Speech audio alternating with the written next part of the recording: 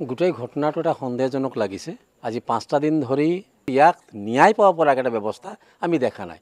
যিজন মানুহ আজি অকল ৰজাপুখুৰী পঞ্চায়তৰ কথাই নহয়, চফৰাই ব্লক চৰাইদেউ জিলাকে ধৰি ৰাজ্যিক পৰ্যায়ত তেওঁৰ এটা চিনাকি আছিল বিজেপি ফালৰ পৰা।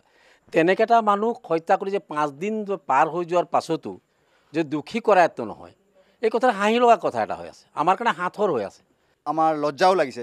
আজি যি চৰকাৰৰ তলত আমি আছোঁ, ভাৰতীয় জনতা পাৰ্টি, সেই চৰকাৰৰ সক্ৰিয় নেতা এজন আছিলে দেৱজিৎ দা।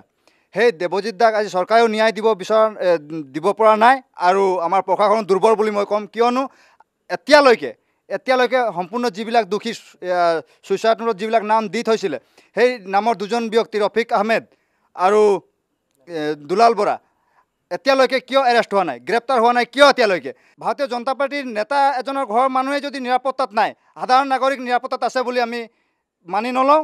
আৰু আমি আদিবাসী ছাত্ৰ সংগঠনৰ পৰা দাবী জনাইছোঁ যে এই 2জন ব্যক্তিক অতি সোনকালে গ্ৰেপ্তাৰ কৰিব লাগে। আচলতে গোটেই গৃহ বিভাগটো ফটোকাৰ ফেন হৈছে আৰু কেইবাগৰাকী মন্ত্ৰী, বিধায়ক আৰু কেইবাগৰাকী মন্ত্ৰী ফেচবুকত বা নিউজ মিডিয়াত দিছে।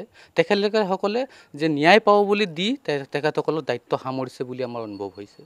অত্যন্ত দুখ প্ৰকাশ কৰিছোঁ। আৰু ইয়াৰ যাতে যিহেতু ন্যায়পালিকা আছে আৰু ন্যায়পালিকাই ইয়াৰ এটা উচিত ব্যৱস্থা ল'ব লাগে, দোষীক উপযুক্ত শাস্তি দিব লাগে।